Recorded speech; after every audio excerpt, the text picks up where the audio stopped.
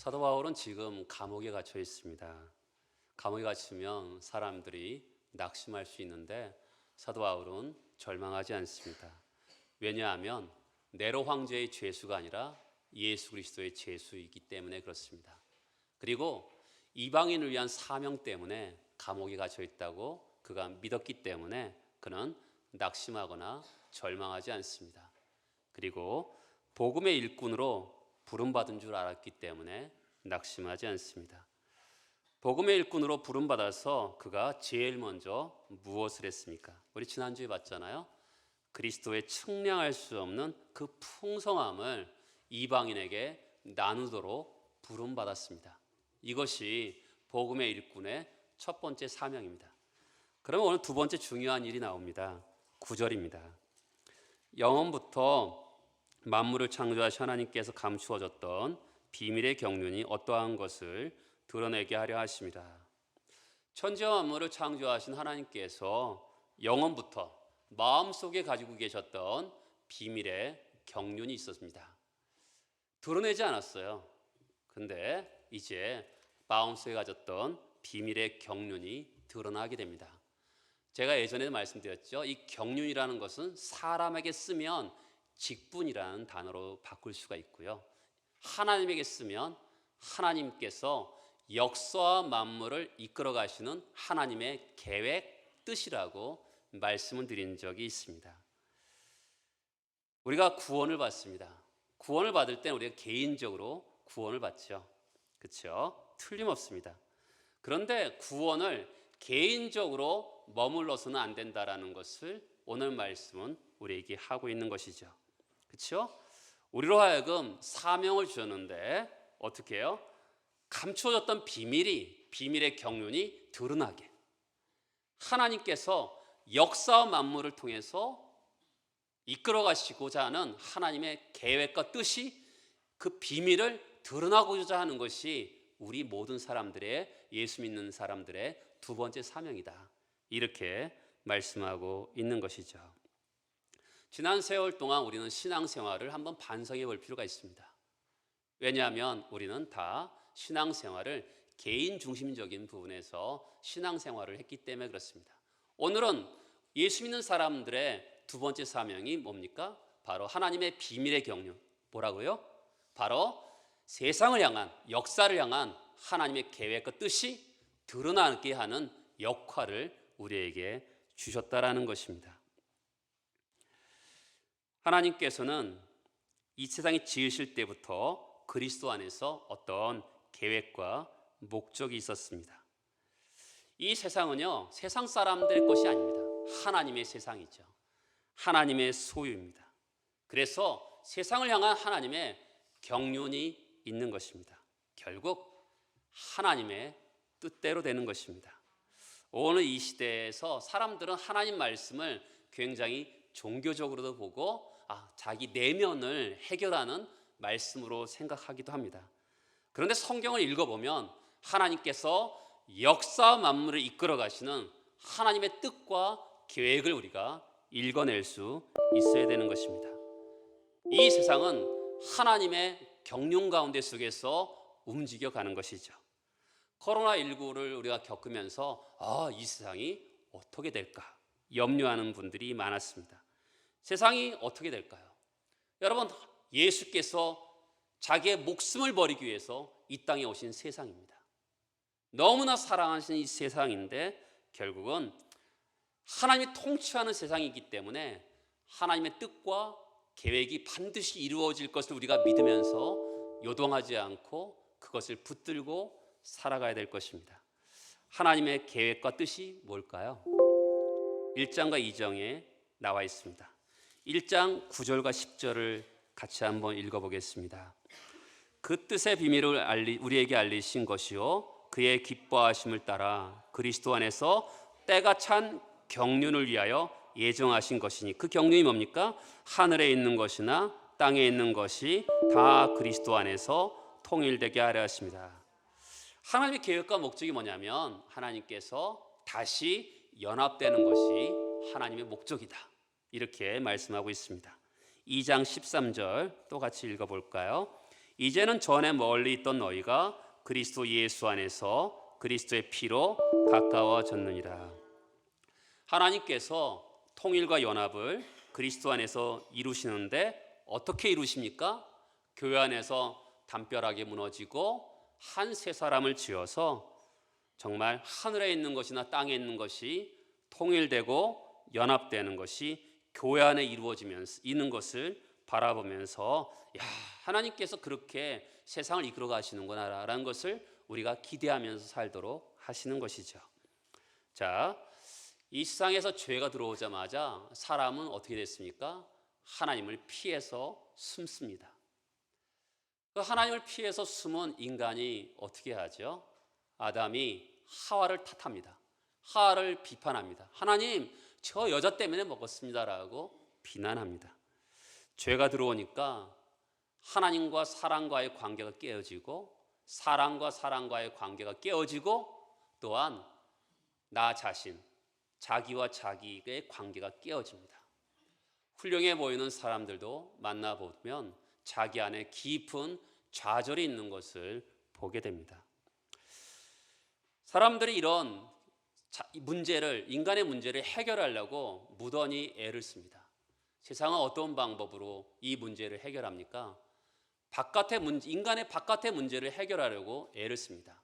법을 가지고 환경을 바꿔보기도 하고 제도를 바꿔보면서 인간의 문제를 해결하려고 하지만 인간의 깊은 내면 속에 있어서 나온 문제들이기 때문에 이 문제를 해결할 수가 없는 것입니다.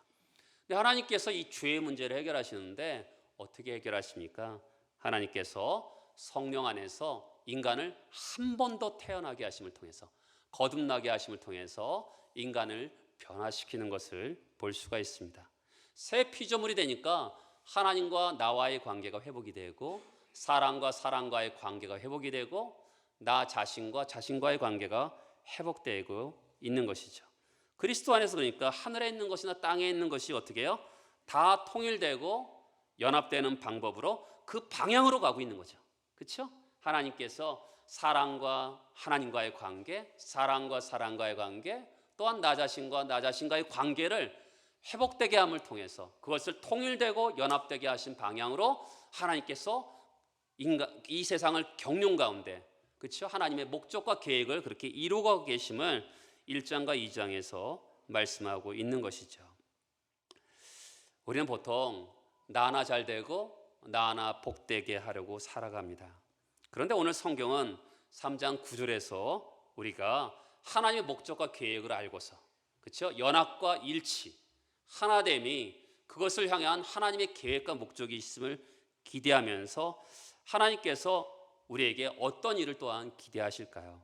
10절을 같이 또 읽어보겠습니다. 이는 이제 교회로 말미암아 하늘에 있는 통치자들과 권세들에게 하나님의 각종 지혜를 알게 하려 하심이라. 자, 여기서 가장 중요한 말은 이제 교회로 말미암아입니다. 교회로 말미암아 어떻게 해요? 하나님의 각종 지혜를 알게 한다는 것이죠. 누구에게요? 사람에게요? 누구에게입니까? 하늘에 있는 통치자들과 권세자들에게. 뭐로 말미암아? 교회로 말미암아 알게 하신다는 것이죠. 사람에게가 아니라 하늘에 있는 통치자들과 권세들이 뭡니까? 천사들입니다. 하나님께서 우리가 거듭나고 하나님과의 관계가 회복되고 이웃과의 관계가 회복됨을 통해서 천사들에게 성도들이 교회 성도되어 하는 모습을 보면서 하나님의 각종 지혜를 알게 하신다는 것이죠. 오늘 설교 제목이 뭡니까? 하나님의 각종 지혜입니다. 한국말은 각종 지혜인데 영어 성경에 보면 이것을 다양한 색깔의 지혜로 되어 있습니다. 그러니까 다양한 색깔의 지혜. 그러니까 이해되시겠죠? 우리 지식하면 뭔가 아는 거잖아요. 지혜는 뭡니까? 그 지식을 언제 어디서 어떻게 쓸 것인지 그것을 활용하는 것이 지혜인 것입니다. 그런데 이것이 이런 교회를 통해서 하늘에 있는 천사들에게 하나님의 그것을 각종 지혜를 알게 하는 것이 언제부터 아는 것이죠? 11절입니다. 곧 영원부터 우리 주 그리스도 예수 안에서 예정하신 뜻대로 하신 것이라. 교회를 보면서 하늘에 있는 천사들이 교회를 보면서 하나님의 각종 지혜를 알게 하신 것이 즉흥적으로 만들어 놓은 것이 아니라 언제부터요? 영원부터 하나님께서 이 교회를 통해서 하나님의 천사들이 하나님의 다양한 색깔의 지혜를 알게 하기를 원하셨다라는 것입니다. 여러분, 우리가 교회를 볼 때 어떻게 봅니까? 굉장히 약해 보이죠. 불완전해 보입니다. 세상 사람들 어때요? 대부분 좋은 교회를 찾습니다. 왜 그러냐면 교회가 굉장히 불완전해 보이기 때문에 그렇습니다. 근데 성경은 교회를 뭐라고 보죠? 아버지께서 천사들에게 야, 교회를 봐. 이 교회 안에 하나님의 다양한 색깔의 지혜가 들어있어. 이렇게 권하고 있는 거죠. 꼭 욥기에서 보면 마귀에게 마귀야, 욥을 봐. 욥을 자랑하는 것처럼 하나님께서 천사들에게 이 교회를 자랑하는 것을 볼 수가 있는 것입니다. 하나님의 지혜를 천사들보다 더 많이 알 수 있는 존재가 있을까요? 하나님의 지혜를 천사들이 더 많이 알 수 있죠. 하나님이 천지를 창조하실 때 빛이 있으라 말씀으로 천지를 창조하셨을 때 그 옆에서 보면서 하나님의 지혜의 아름다움을 보았습니다. 그리고 천지 만물을 운행하시는 그런 것을 보면서 지혜로움을 천사들이 옆에서 보면서 감탄했을 거예요.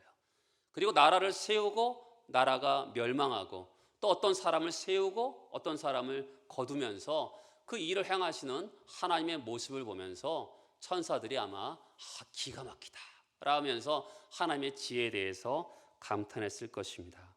그런데 오늘 성경은 하나님의 각종 지혜, 다양한 색깔의 지혜가 어디에 있답니까? 교회 안에 있다는 것이죠. 그게 뭘까요? 여러분, 교회는 어떻게 세워졌습니까? 교회는요, 바로 예수 그리스도의 십자가의 근거에서 세워졌습니다. 자, 하나님의 지혜가 가장 많이 나타난 장소가 바로 교회라는 거죠. 그렇죠? 고린도전서 1장을 찾아보겠습니다. 고린도전서 1장 24절입니다.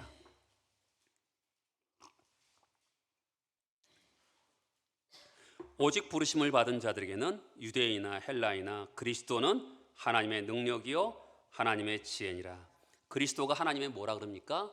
능력이고 지혜입니다. 고린도전서 1장 18절을 또 읽어보겠습니다. 십자가의 도가 멸망하는 자들에게는 미련한 것이요 구원을 받는 우리에게는 뭐가 됩니까? 하나님의 능력이죠. 자, 밑에 24절에는 그리스도가 하나님의 능력이고 하나님의 지혜라 그랬는데 18절에는 십자가의 도가 하나님의 능력이라는 것이죠. 그러면 십자가 예수 그리스도가 하나님의 능력이고 지혜라는 것을 볼 수가 있는 것이죠. 그럼 하나님의 지혜가 가장 잘 나타난 장소가 어디라는 것입니까? 바로 십자가라는 것입니다. 여러분, 교회는 하나님의 계시의 최고의 결정체입니다. 자, 우리가 보통 구원하면 우리는 뭘 먼저 생각합니까? 내가 구원받았으니까 천국에 가는구나. 이렇게 사람들은 복의 관점에서 먼저 생각합니다. 그러나 구원은 사실 죄로부터 구원이고 죄의 형벌로부터 지옥 가는 것으로부터 구원이 바로 되는 것이죠. 죄를 우리가 중요하게 볼 필요가 있는 것이죠. 죄라는 것을 하나님께서 어떻게 푸셨습니까? 창세기 1장과 2장에는 하나님이 천지 만물을 창조하시는데 단 2장만 할애하셨습니다. 그런데 창세기 3장부터 요한계시로 이르기까지 하나님께서 인간과 하나님과의 화목의 관계를 풀어내신 것이 창세기 3장부터 요한계시로 이르기까지 크게 하나님께서 풀어내십니다. 우리가 인간적인 표현을 하면 하나님께서 고심하셨다는 것을 볼 수가 있습니다. 그렇잖아요. 이 세상 빛이 있으라 하셨는데 인간은 어떻게 만들었습니까? 하나님 직접 진흙을 이겨서 그 코에 생기를 불어넣으셔서 인간을 만드셨습니다. 근데 인간이 죄를 지었어요. 고민되죠. 죄가 없는 것으로 하자. 여러분, 그러면 하나님의 성품에 뭐가 충돌이 되는 거죠? 하나님의 공의로우심이 있는 부분이 이 충돌이 되는 거예요. 내가 사랑하니까 없어버리자. 이게 안 되는 겁니다. 근데 하나님의 공의로 그들을 지옥 가게 하고 형벌을 내자. 그러면 하나님의 뭐가 충돌이 일어나는 거죠? 하나님의 사랑이 충돌이 일어나는 거예요. 그러니까 천사들이 봤을 때 이게 하나님이 인간의 이 죄의 문제를 어떻게 풀으시는지 굉장히 궁금했을 것입니다. 오늘 본문에 하나님의 각종 지혜라고 얘기하잖아요. 누구에게 알려준다고요? 하늘의 통치자들과 권세자들, 천사들에게 하나님께 하나님의 지혜를 알려주시는 것이죠. 사람은요, 타락해서 하나님의 그 지혜를 알 수가 없습니다. 그런데 천사들은 그렇지 않잖아요. 항상 하나님 옆에 수종을 듭니다. 이사야 6장에 보면 스랍 천사가 나와요. 성가대 천사예요. 거룩하다, 거룩하다, 거룩하다 하면서 하나님을 찬송합니다. 옆에서 하나님의 계획, 하나님이 정말 천지를 창조하시는 그런 계획, 하나님의 어떤 그걸 목도하는 거죠. 하나님의 영광도, 하나님의 능력도 보고 있습니다. 그런데 하나님께서 이 문제, 인간의 죄의 문제, 이 구원의 문제를 어떻게 푸시는지 굉장히 궁금했을 것입니다. 추측의 근거가 있어요. 베드로전서 1장을 보도록 하겠습니다. 베드로전서 1장 11절과 12절입니다. 이렇게 되어 있습니다. 자기 속에 계신 그리스도의 영이 그 받으실 고난과 후에 받으실 영광을 미리 증언하여 누구를 또는 어떠한 때를 지시하는지 상고하니라. 이 섬긴 바가 자기를 위한 것이 아니요 너희를 위한 것임이 계시로 알게 되었으니 이것은 하늘로부터 보내실 성령을 힘입어 복음은 전하는 자들로 이제 너희에게 알린 것이요 천사들도 어떻게 해요? 살펴보기를 원하는 것이다. 천사들이 어떻게 보기를 원한다고요? 살펴보기를 원한다는 거예요. 살펴본다는 것은 뭐냐면 구부려서 보기를 원한다는 것이죠. 구부려서 본다는 것이 뭘까요? 지금 천사들이 하나님 옆에 가까이 있는 거잖아요. 하나님께서 이 구원의 문제를 어떻게 푸실까 구부려서 살펴보고 있는 것입니다. 도대체 이 천사들도 감을 못 잡는 거죠. 그렇죠? 하나님이 이 인간의 죄의 문제를 어떻게 푸실까 도대체 감을 못 잡는 누구들인데요? 천사들인데 그렇습니다. 타락한 인간을 하나님께서 어떻게 해결할 것인가? 그렇잖아요. 하나님이 공의로우시니까 다 지옥 형벌에 집어넣어라. 그러면 하나님의 사랑과 충돌이 되고요. 그렇죠? 죄가 없는 것으로 할게. 그러면 하나님의 공의로우심이 충돌이 되기 때문에 천사들이 어떻게 해요? 살펴보고 있는 거예요. 어떻게 해결하실까? 이렇게 보고 있는 겁니다. 근데 하나님은 이상한 일을 하십니다. 구약 때부터 일을 하시죠. 아브라함을 부르셔서 가나안 땅에 오게 하시는데 그가 죽을 때 무덤 하나밖에 없었습니다. 무엇을 하시는지 모르겠어요. 이삭이 태어나고 야곱이 태어나고 요셉이 태어납니다. 요셉이 이제 애굽에 팔려가는데 드디어 기근이 드네요. 그래서 하나님께서 이렇게 이 가족을 일으키시려고 요셉을 이렇게 하셨나 보다 이렇게 생각했는데 그들을 그 애굽에서 400년 동안 종노릇을 하게 하십니다.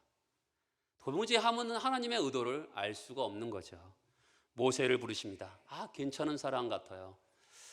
근데 이 사람이 혈기를 부려서 사람을 죽입니다. 미디안 광야에 도망가죠. 80세가 됩니다. 천사들이 하나님께 이렇게 하지 않았겠어요? 하나님, 모세가 이제 죽을 때가 얼마 안 남았어요. 근데 그때 불러요. 그래서 모세를 통해서 10가지 재앙을 내려서 애굽에서 건져내십니다. 이제 되나 보다 했더니 이 광야에서 1세대들을 다 죽여버리시네요. 도무지 천사들이 감을 잡을 수가 없는 거죠. 여호수아가 일어나서 가나안 땅에 들어갑니다. 드디어 됐다. 되긴 뭐가 됩니까? 사사기에 기록된 대로 주변 이웃들의 종이 됩니다. 그래서 하나님이 누굴 일으키십니까? 다윗을 일으키시죠. 다윗이 참 다행이다 이렇게 천사들이 생각했을 것입니다. 근데 솔로몬이 왕을 이어받았는데 솔로몬 이후에 나라가 두 동강이 납니다. 그리고 서로 싸우다가 바벨론에 의해서 멸망을 당하죠. 그리고 포로로 끌려가고 다시 돌아옵니다.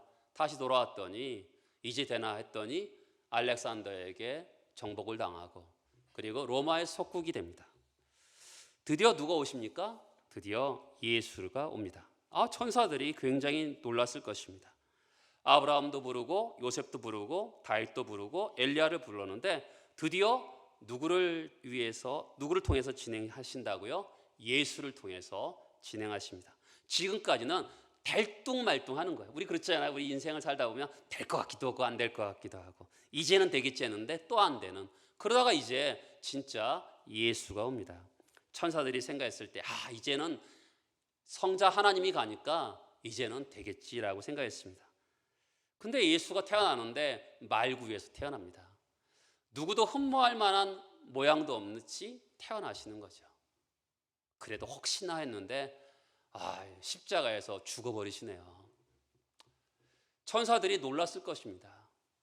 근데 예수께서 3일 만에 정말 무덤의 권세를 이기시고 사망의 권세를 깨뜨리시고 일어나십니다. 천사들이 놀라서 쳐다보고 있었을 것입니다. 고린도전서 4장 9절입니다.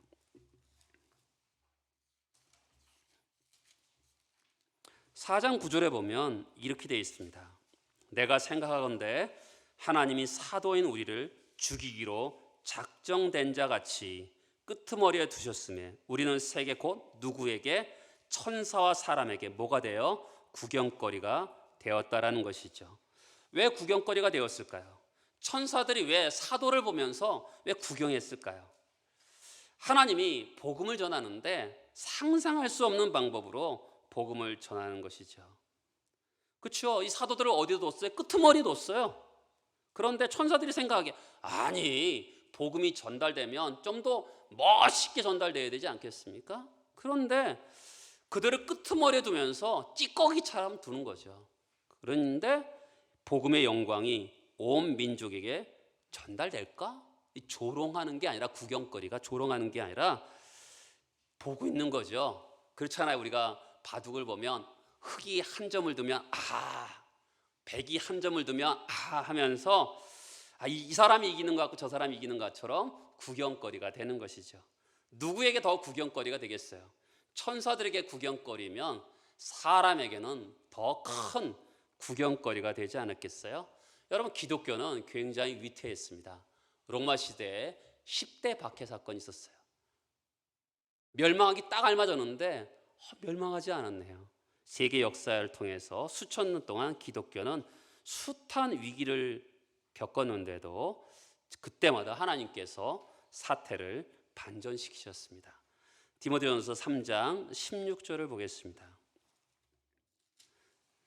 디모데전서 3장 16절에 보면 크도다 경건의 비밀이여 그렇지 않다 하느니 없도다. 그는 육신으로 나타난 바 되시고 영으로는 없다 하심을 받으시고 누구에게? 천사들에게 보이시고 만국에게 전파되시고 세상에서 믿음 바 되시고 영광 가운데 올려지셨느니라. 천사들에게 왜 보이셨을까요? 그것은 천사들이 궁금했기 때문에 그렇습니다.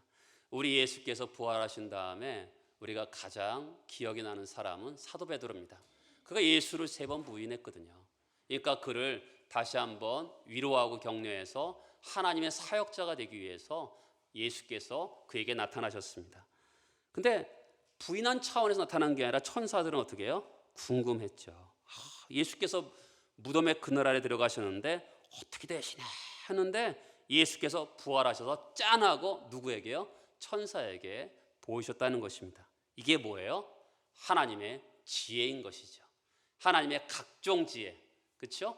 differing 컬러스로 되어 있는데 다양한 색깔의 지혜라는 것이죠. 그러니까 우리가 이 세상을 살다 보면 하나님을 원망할 때가 많잖아요. 그렇죠? 우리의 어리석음이죠.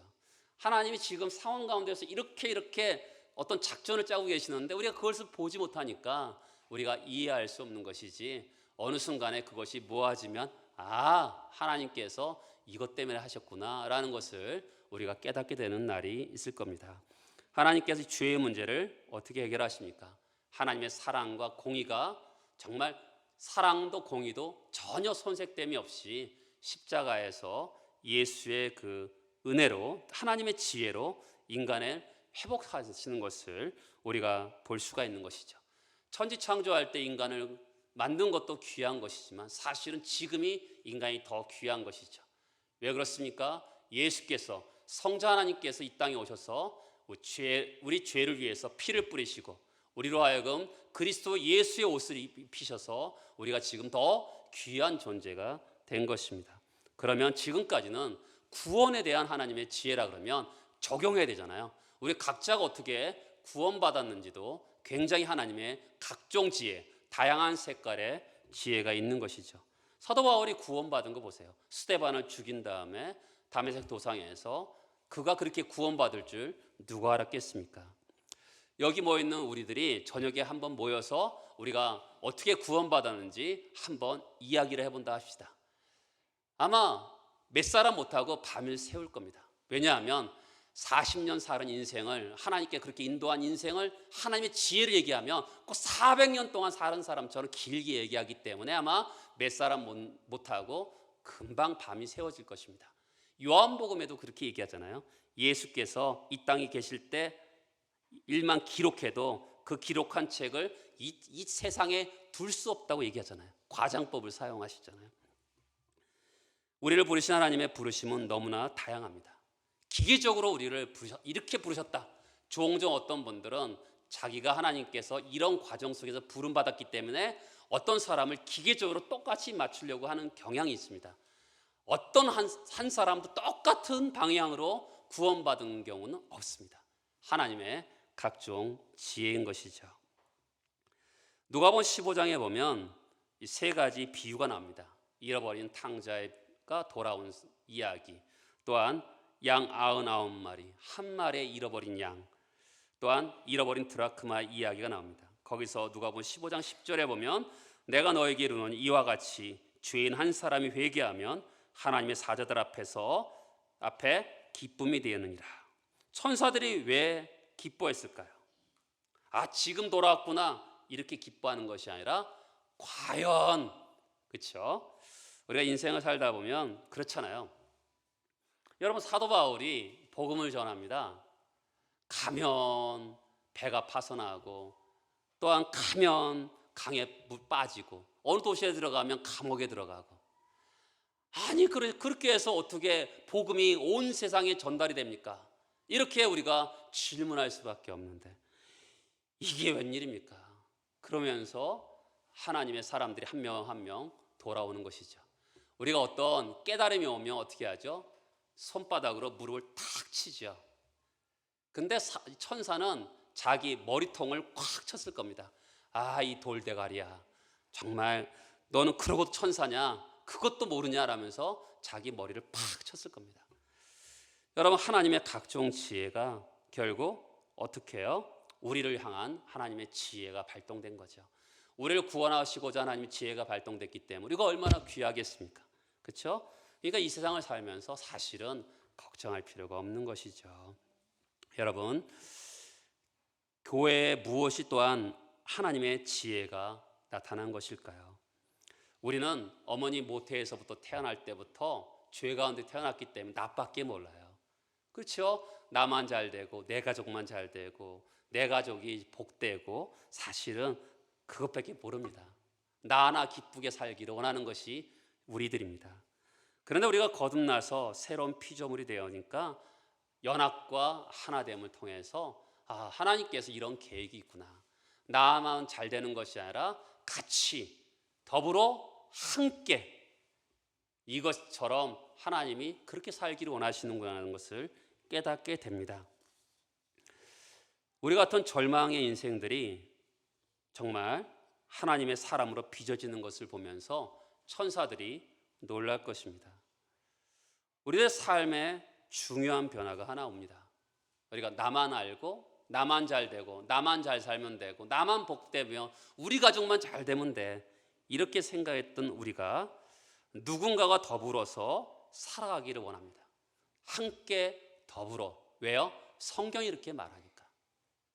함께 교회를 지어간다고 하잖아요. 그렇죠? 제가 지난번 그림을 통해서 보여준 거 기억나십니까? 그 집을 지어가잖아요. 아름답게 지어갑니다. 그렇게 하기 위해서는 어떻게 되죠? 결국은 내가 죽어야만 가능합니다. 상대방이 긴 돌인데 나는 거기에 맞추려고 그러면 내가 죽지 않으면 거기에 집을 세울 수가 없는 것이죠. 누구든지 으뜸이 되고자 하는 자는 종이 되어야 됩니다. 여러분, 아내와 남편이 살아가면서 우리는 그런 것을 경험합니다.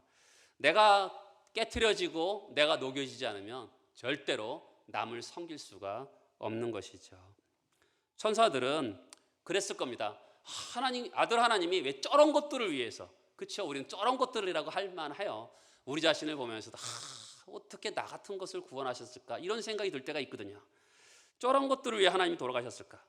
그런데 넘어지고 또 넘어졌는데 어휴 신기하게 또 일어나고 또 일어나면서 새로운 삶을 추구하는 그 백성들을 보면서 천사들이 놀랄 것입니다. 우리는 오랫동안 신앙생활을 해왔습니다. 나밖에 모르고 그렇다고 비도덕적이고 비윤리적인 것은 아닌데 그렇지만 여전히 나 중심적이었습니다. 그런 우리가 사랑하는 지체들을 위해서 희생하고 섬기고 살아가는 그런 모습을 보여야 되는 것이죠. 제가 볼 때 우리 한국 교회를 향한 가장 큰 아픔은 뭐냐면 성도들이 교회를 향해서 비난하는 것입니다. 여러분, 성도들이 사람들을 보면서 패배적으로 정말 냉소하면서 교회에 무슨 소망 있나 이렇게 사람들이 생각하는 경향이 있습니다. 그러면서 비난하는 거죠. 여러분, 우리가 자녀들을 키울 때 때로는 잘 키우기 위해서 매를 들 때가 있습니다. 교회가 잘못됐기 때문에 매를 들 수 있다고 저는 생각합니다. 분명히 저는 생각해요. 그런데 자녀를 키울 때 매를 들지만 우리는 뭐가 있습니까? 자녀에 대한 기대가 있습니다. 사랑이 있습니다. 그렇죠? 비록 망할 자식 같아도 그러나 내 마음에는 그래도 기대가 있습니다. 그래도 일어나겠지, 잘 되겠지라는 기대가 있습니다. 근데 교회를 향해서 비판하는데 매를 드는데 그런 사랑의 마음, 기대에 많은 마음이 없이 그냥 비판만 한다면 그것은 하나님의 마음이 없는 마음입니다. 교회를 자랑하시잖아요. 천사들에게 자랑하시잖아요. 교회를 봐봐 이러면서 교회를 자랑하시는데 교회를 그냥 비판하고 정죄한다면 그것은 잘못된 것입니다. 우리가 교회를 향해서 매를 한다 하더라도 정말 그 교회를 향한 기대와 사랑이 있는 가운데 속에서 매를 들어야 되는 것이죠. 지난 2000년 동안 교회는 절망 같은 순간이 많았습니다. 정말 타락한 교회가 어마어마하게 많았습니다. 일어날 수 없을 것 같았는데 그런 교회들이 영국교회, 독일교회, 무수한 교회들이 그런 시대를 경험하고 한국교회까지 흘러왔습니다. 그런데 우리가 잘 보는 것처럼 하나님은 교회를 포기한 적이 한 번도 없습니다. 교회를 통해서 은혜의 도구가 되고 열방을 축복하는 것이 교회를 통해서 이루어졌습니다. 여러분, 우리가 주님의 눈으로 교회를 봐야 됩니다. 주님은 교회를 보면서 즐거워하시는 거죠. 교회를 봐! 하늘의 천군 천사들에게 자랑하는 것처럼 교회를 보면서 주님은 즐거워하고 계시는 것이죠. 사실 우리가 한국 땅이 이렇게 축복을 받은 것은 한국 교회 때문이다. 저는 사실 그렇게 생각하며 사는 사람입니다. 하나님께서 기대하는 교회가 있습니다. 그렇죠? 우리는 오늘 세 가지를 봤습니다. 지난주부터 우리 교회를 통해서 하나님께서 측량할 수 없는 그리스도의 풍성함을 전하기를 원했습니다. 두 번째는 하나님의 비밀의 경륜, 하나님께서 역사와 만물을 이끌어 가시는 하나님의 뜻과 계획을 우리를 통해서 드러내기를 원하셨습니다. 세 번째는 천사와 천사들에게 하나님의 각종 지혜를 알게 하기를 원하셨습니다. 여러분, 그것이 하나님의 기대인 것이죠. 우리의 삶과 우리 교회, 한국교회를 통해서 이런 하나님의 기대가 이루어지는 큰 축복이 있길 소망합니다. 다 같이 일어나셔서 기도하시겠습니다.